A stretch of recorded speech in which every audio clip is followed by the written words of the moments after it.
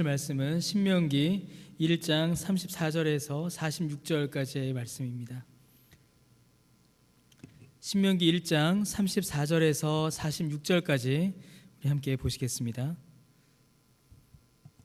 우리 한 절씩 나누어 읽도록 하겠습니다. 신명기 1장 34절에서 46절까지 우리 한 절씩 나누어 읽겠습니다.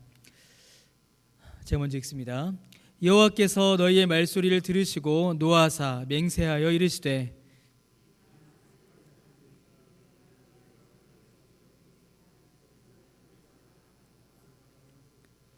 오직 여분네의 아들 갈렙은 온전히 여호와께 순종하였은즉 그는 그것을 볼 것이요 그가 밟은 땅을 내가 그와 그의 자손에게 주리라 하시고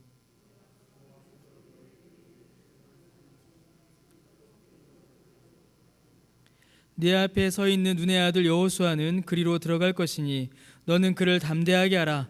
그가 이스라엘에게 그 땅을 기업으로 차지하게 하리라.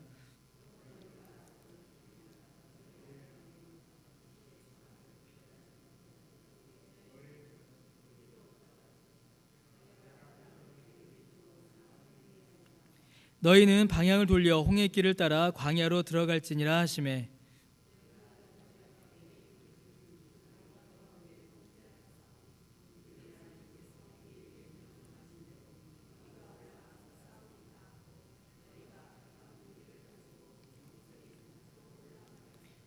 여호와께서 내게 이르시되 너는 그들에게 이르기를 너희는 올라가지 말라 싸우지도 말라 내가 너희 중에 있지 아니하니 너희가 대적에게 패할까 하노라 하시기로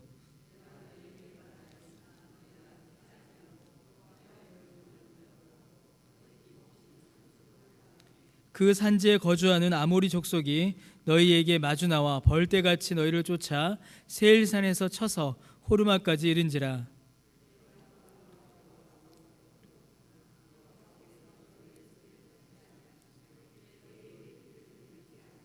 함께 읽습니다.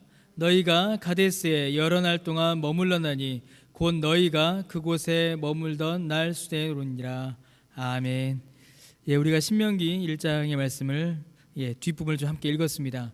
여러분 신명기를 요약하는 또 신명기를 설명하는 몇 가지 중요한 표현들이 있습니다. 그 중에 하나는 이 신명기는 구약의 심장 박동이다라는 말이 있습니다. 우리의 심장이 이렇게 박동해서 피를 온 몸으로 흘려서 이렇게 건강하게 하듯이 이 신명기가 구약의 심장처럼 그 하나님의 은혜를 이렇게 각 성경으로 또 그 백성들에게 전한다라는 그런 의미가 있지요. 이 표현은 우리가 이제 다음에 기회 있을 때 한번 살펴보겠습니다. 또 하나 중요한 표현이 있습니다. 오늘 본문에 대한 설명이기도 한데요. 많은 신학자들은 이 신명기를 가리켜서 경계에 있는 말씀이다라고 이렇게 말합니다. 이 말 역시도 이 신명기에 대해서 매우 중요한 표현입니다. 이 신명기는 여러분 경계에 있는 말씀입니다. 어떤 경계일까요? 광야와 가나안 그 경계에서 주어진 말씀이죠. 그래서 여러분 이 신명기를 정말 아주 쉽게 그리고 우리가 이해할 수 있는 것보다 더 쉽게 요약해서 이렇게 줄인다면은 하나님께서 약속하신 땅으로 들어갈까 말까 들어가야 되나 말아야 되나 고민하고 있는 이스라엘 백성들에게 하나님께서 어떻게 하시는 걸까요? 들어가! 내가 복 줄게! 이러시는 게 신명기입니다. 이걸 들어가야 되나 말아야 되나 저기 들어가면 뭐가 좋을까 뭐가 안 좋을까 이렇게 막 주저하고 있는 이스라엘 백성들을 하나님께서 복으로 이렇게 등을 떠미시는 그게 바로 이 신명기의 말씀인 것이죠.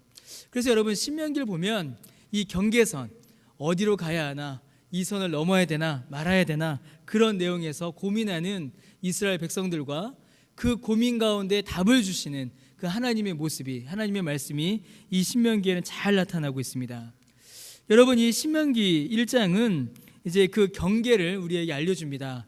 두 가지의 경계가 이 1장에는 나타납니다. 첫 번째는 공간적인 경계이고 두 번째는 시간적인 경계입니다. 여러분 우리가 읽지 않았지만 신명기 1장 1절과 5절에 보면 이 신명기가 어디에서 전해진 말씀인지 우리가 알 수 있습니다. 1절에 보시면요 1장 1절에 보시면 모세가 요단 저쪽 숲 맞은편의 아라바 광야에서 무리에게 선포한 말씀이다 이렇게 되어 있고요. 5절 말씀에 보시면 모세가 요단 저쪽 모압 땅에서 이 율법을 설명하기 시작하였더라라고 이렇게 되어 있습니다.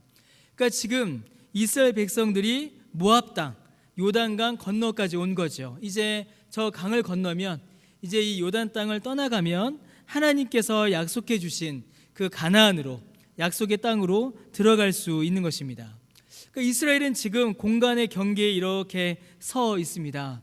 애굽을 나온 이스라엘 민족이 40년간 광야를 방황했습니다.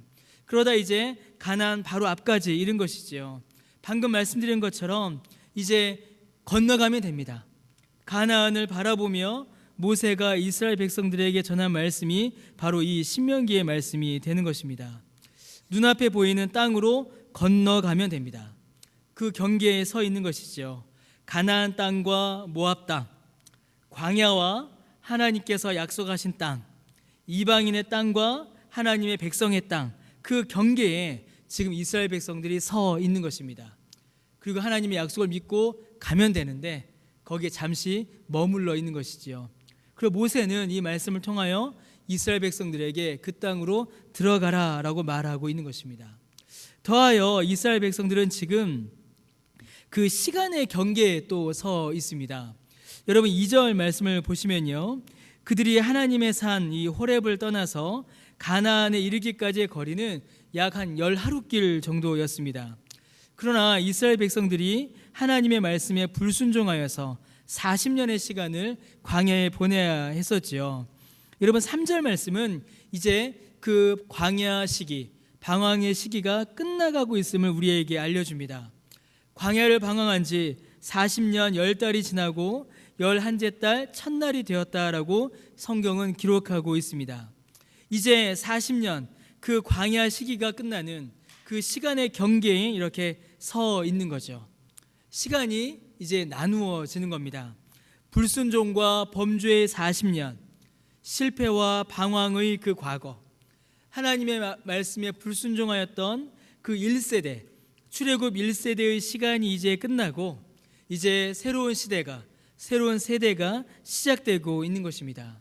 하나님의 말씀을 붙잡고 새 땅에서 새롭게 시작할 새로운 시대의 출발점, 그 경계선에 지금 이스라엘 백성들이 서 있는 것입니다. 이제 앞으로 나아가면 새로운 땅에서 새로운 시대를 새로운 백성들이 시작하게 되는 것입니다. 그러나 만약에 이스라엘 백성들이 그곳에 멈춰 서거나 혹은 뒤로 돌아가게 된다면 그들은 그저 방향을 바꾸는 것이 아닙니다. 그들은 과거로 돌아가는 것이고 하나님께 불순종하는 것이며 죄로 돌아가는 것이고 고통과 방황으로 그들이 돌아가게 되는 것입니다. 그들은 지금 모압 땅이냐 가나안 땅이냐, 광야에서의 40년이냐 새로운 시대냐, 단순히 공간과 시간의 경계에 서 있는 것이 아닙니다.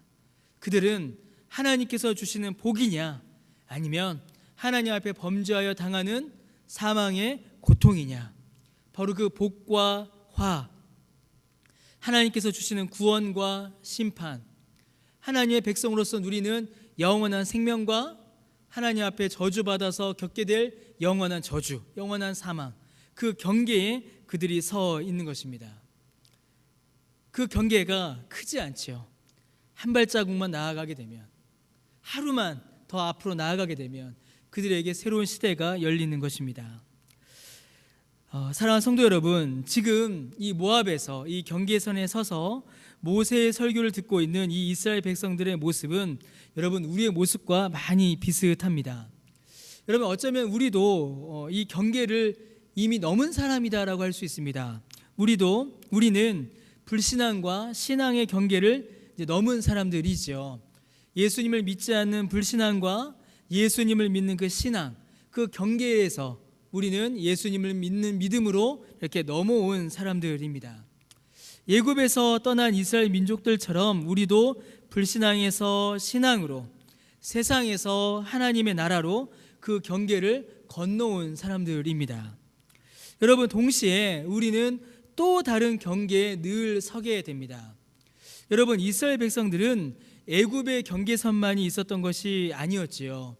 이스라엘 백성들은 모압과 가나안의 경계도 그들에게는 있었습니다. 하나님께서 그들을 건져 주셨습니다. 하나님의 은혜로 구원을 받았지요. 그리고 이제 그들에게는 새로운 삶으로 나아가야 하는 그 선에서 그들이 서 있습니다. 이전의 실패와 방황을 끊고 하나님의 은혜 안에 거하는 새로운 삶의 경계, 그 선에 이스라엘 백성들이 서 있습니다. 여러분, 우리도 그 경계에 늘 서게 됩니다. 하나님께서 우리를 구원해 주셨습니다. 구원의 은혜를 받았지요. 자, 그러면 이제 우리도 새로운 삶을 살아가야 합니다.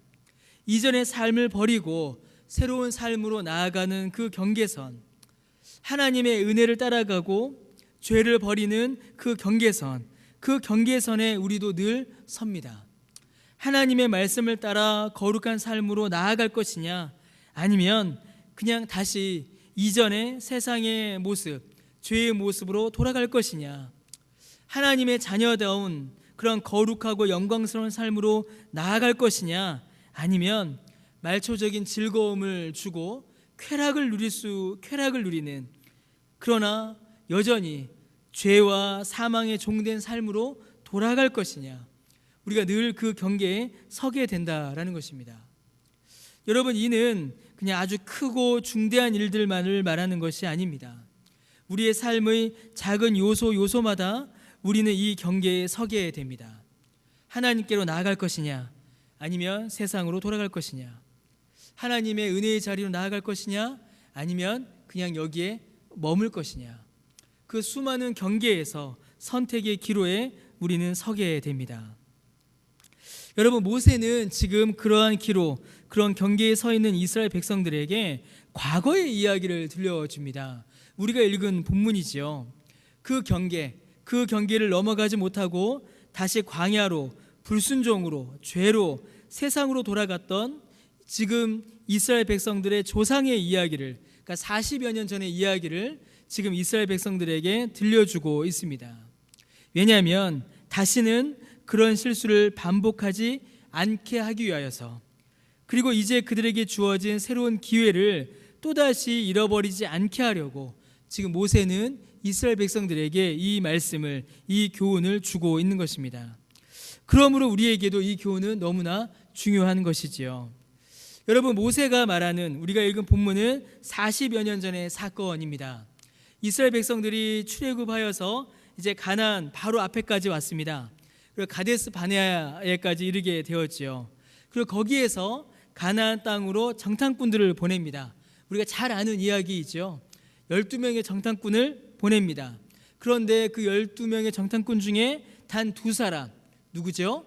갈렙과 여호수아만이 이제 그 땅은 우리 땅이다, 이제 가도 된다라고 말하지만 나머지 10명은 절망적인 보고를 합니다. 그 땅 못 간다, 우리가 가면 진다, 그 땅 우리가 가질 수 없다, 이렇게 보고하게 됩니다.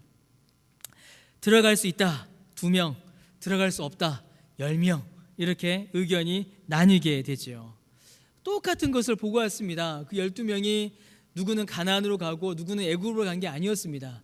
똑같은 땅에 가서 똑같은 것을 보았지만 믿음의 눈으로 본 사람들에게는 그 모든 것을 이기시는 하나님이 보였지만, 그저 육체의 눈으로, 불신앙의 눈으로 본 10명의 정탐꾼들에게는 하나님이 보이지 않고 오직 위험만이 보였던 것입니다. 그리고 여러분, 이스라엘 백성들이 어떻게 할까요?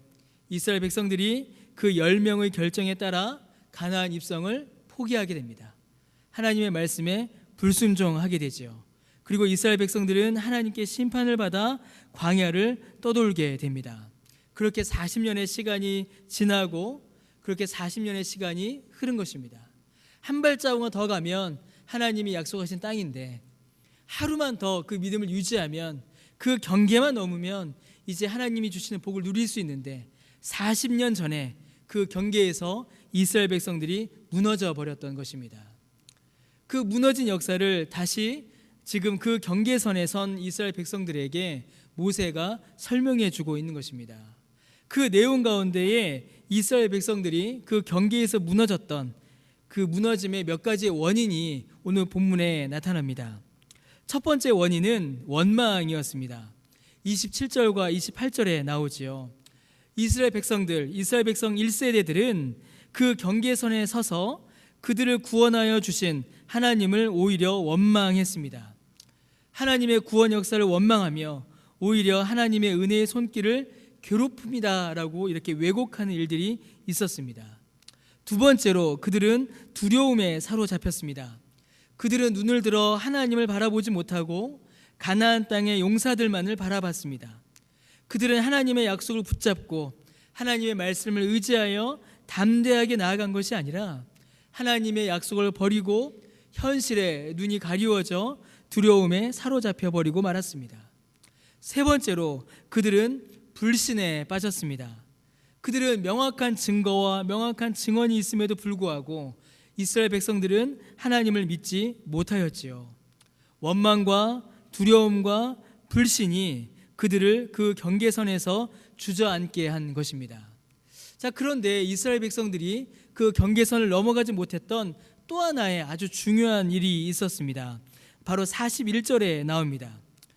어떤 일이 있었을까요? 하나님께서 이스라엘 백성들에게 너 이제 못 간다 라고 선포하니까 이스라엘 백성들이 뭐라고 합니까? 41절에 그제서야 이제 우리가 싸우겠다 라고 이렇게 말합니다. 하나님께서 야 싸워야 돼, 갈 수 있어 그렇게 말씀하셔도 못 갑니다, 안 가요 하던 사람들이 야 그러면 너희들 이제 벌 받아 라고 하니까 그제서야 우리가 한번 싸워볼까요? 이렇게 나서는 거죠. 그러자 하나님께서 뭐라고 하십니까? 하지 말라라고 하세요. 왜 하지 말라라고 하십니까? 하나님께서 함께하지 않으시겠다라고 말씀하십니다. 여러분, 하나님 없는 싸움, 하나님 없는 전진은 여러분 무조건 패배입니다. 하나님 없이 가는 싸움, 하나님 없이 가는 전진, 하나님 없이 가는 그 인생은 여러분 결코 승리할 수가 없습니다.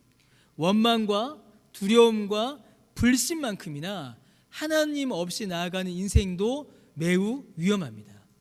여러분, 이 네 가지가 이스라엘 백성들을 40년 전에 그 경계선에서 무너지게 했던 것입니다.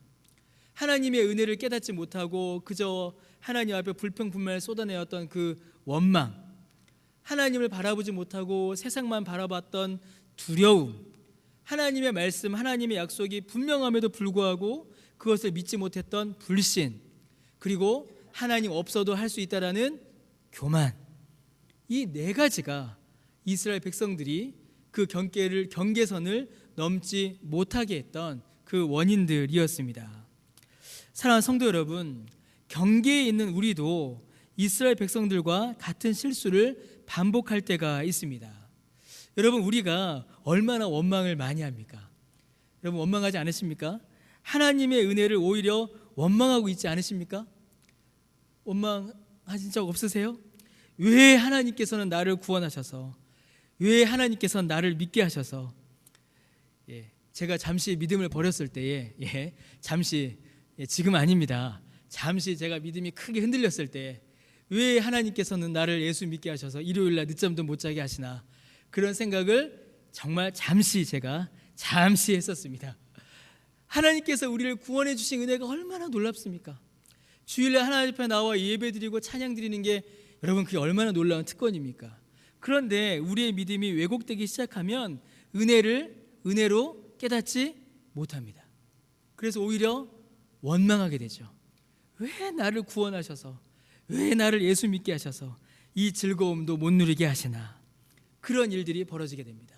우리가 이제 새벽에 그리고 이제 매일 성경에서도 산상수훈을 보고 있습니다. 예수님의 말씀, 명령이죠. 그 명령 보면은 이거 도대체 어떻게 살아야 하는가라는 생각이 들 정도입니다. 욕하면은 살인한 거다라고 하시고요, 원수를 사랑하라고 하시고요, 나를 억울하게 한 사람을 위해서 기도하라고 하시고요, 속옷만 달라고 한 사람 겉옷도 주라고 하시고요, 왜 하나님께서는 나를 예수 믿게 하셔서 욕도 못하게 하시나, 미움도 못 가지게 하시나, 그런 원망이 우리에게 생긴다라는 겁니다. 그럼 그런 원망이 생기면 어떻게 되겠습니까? 믿음의 삶으로 나아가는 그 믿음의 경계를 우리가 넘어가지 못하게 됩니다. 은혜를 은혜로 깨닫지 못하게 되고 원망으로 받을 때에 그 경계선에서 우리는 넘어지게 되죠. 여러분, 두려움이 우리의 발목을 얼마나 붙잡는지 모릅니다.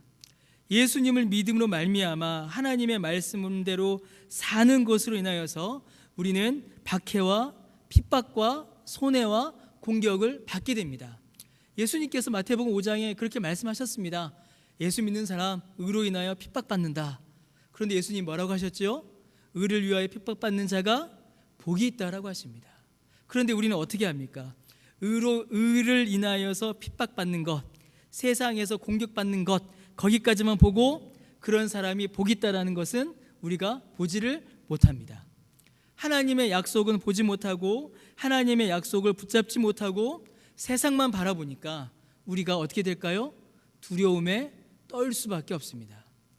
믿음을 향하여서, 나를 향하여서 오게 될 온갖 피해와 손해와 공격들로 인해서 두려워하고 불안해하고 떨 수밖에 없는 것이죠. 여러분, 그 두려움이 우리를 덮치게 되면 어떻게 될까요? 그때에도 우리는 믿음의 경계선을 넘어가지 못하게 됩니다. 두려우니까, 무서우니까 무엇인가는 의지해야 되잖아요. 그럼 무엇을 의지할까요? 우리의 마음이 세상을 의지하고 사람을 의지하고 돈을 의지하고 힘을 의지하게 되는 겁니다. 그러면 믿음의 경계를 넘어가지 못하게 되죠. 또 거기서 주저앉고 맙니다. 여러분, 불신앙이 우리를 얼마나 주저앉히고 있습니까? 하나님의 말씀을, 하나님의 분명한 말씀의 증거를 마음에 받기보다는 의심하고 회의하고 그 말씀대로 믿지 못하는 그 불신앙이 우리를 얼마나 넘어뜨립니까? 여러분, 교만이 또 우리를 얼마나 무너지게 합니까? 하나님 없이 나아가는 인생. 나는 하나님 없어도 잘 살 수 있다. 하나님의 은혜 없어도 나는 이길 수 있다 라고 그렇게 나아갈 때 우리는 쉽게 넘어지고 실패하고 쓰러지고 맙니다. 우리도 그 믿음의 경계선에 설 때에 우리도 그렇게 쉽게 넘어지고 쉽게 쓰러진다라는 것입니다. 경계를 넘어가지 못하고 믿음의 삶으로 전진하지 못하고 새로운 삶을 경험하지 못하고 그저 멈춰 서거나 혹은 뒤로 돌아가는 일들이 우리 안에 일어납니다. 여러분, 그러한 40년을 보낸 이스라엘을 향하여 모세는 이제는 하나님을 믿으라라고 선포합니다. 실패의 과거를 반복하지 말고 이제 하나님을 의지하여 원망을 감사로, 두려움을 용기로, 불신을 견고한 믿음으로, 교만을 하나님의 은혜를 간구하는 겸손으로 바꾸라라고 모세는 이스라엘 백성들에게 그리고 우리에게 말하고 있는 것입니다. 하나님을 바라보고 그 은혜의 말씀을 기억하고 새로운 길로 나아가라라고 모세는 이스라엘 백성들에게 권면하고 있습니다. 무너뜨렸던 그 믿음의 경계를 넘어가지 못하게 하였던 그 모든 것들을 이제 버리라는 것이지요. 원망을 버리고 두려움을 버리고 불신앙을 버리고 교만을 버리고 복 주시는 하나님을, 은혜 베푸시는 하나님을 우리로 하여금 건너가게 하시고 살게 하시고 우리로 말미암아 하나님의 나라를 이루시는 그 하나님을 바라봄으로 건너가라라고 지금 모세가 이스라엘 백성들에게 말하고 있는 것입니다. 사랑하는 성도 여러분, 그 믿음으로 그 은혜로 그 경계를 넘어가시는 저와 여러분 되시기를 주님의 이름으로 축원합니다. 오늘 밤도 경계를 넘어오셨잖아요. 그렇죠. 추위의 경계를 넘어오셨고, 그렇지 않으십니까? 수요일 저녁에 그 휴식의 경계를 이렇게 넘어오셨지 않습니까? 얼마나 큰 은혜입니까? 얼마나 큰 은혜세요. 저도 어떨 때는 수요일 저녁 되면 피곤할 때가 있거든요. 그러면은 직장 생활 하시다 오신 분들은 얼마나 피곤하실까 그런 생각을 하게 됩니다. 그런데 우리는 그 경계를 이렇게 넘어온 겁니다. 주께서 은혜를 주셔서 우리에게 힘을 주셔서 우리의 힘으로 넘을 수 없는 그 피곤의 경계를, 우리의 힘으로 넘을 수 없는 그 추위의 경계를 이렇게 넘어가도록 주께서 우리에게 힘을 주신 것이죠.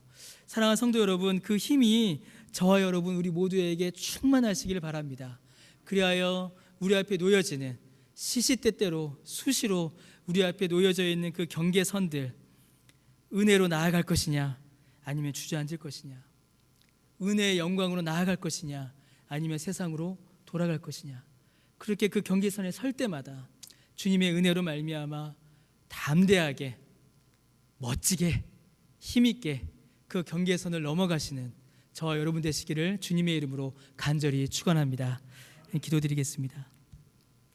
주님, 은혜를 감사드립니다. 그 선을 넘지 못하고 주저앉았던, 무려 40년간이나 방황하였던 그 이스라엘 백성들이 다시 그 경계선에 서자 하나님께서 모세를 통하여서 복을 약속하시고 위로를 약속하시고 힘을 약속하여 주셨던 그 말씀을 우리가 다시 한번 확인하게 됩니다. 이스라엘 조상들의 실패를 돌아보며 다시는 같은 실패를 반복하지 말라고 하나님께서 모세를 통하여서 이스라엘 백성들에게 주셨던 그 말씀을 하나님, 오늘 우리가 받았습니다. 하나님, 우리도 같은 실패를 반복하지 않게 하여 주시옵소서. 하나님, 원망하지 않게 하시고 두려워하지 않게 하시고 불신하지 않게 하시고 교만하지 않게 하셔서 오직 하나님의 말씀만을 붙잡고 믿음의 선을 넘어갈 수 있는, 은혜의 자리로 나아갈 수 있는 우리 모두 되도록 은혜 베풀어 주옵소서. 감사드리며 예수님의 이름으로 기도드립니다. 아멘.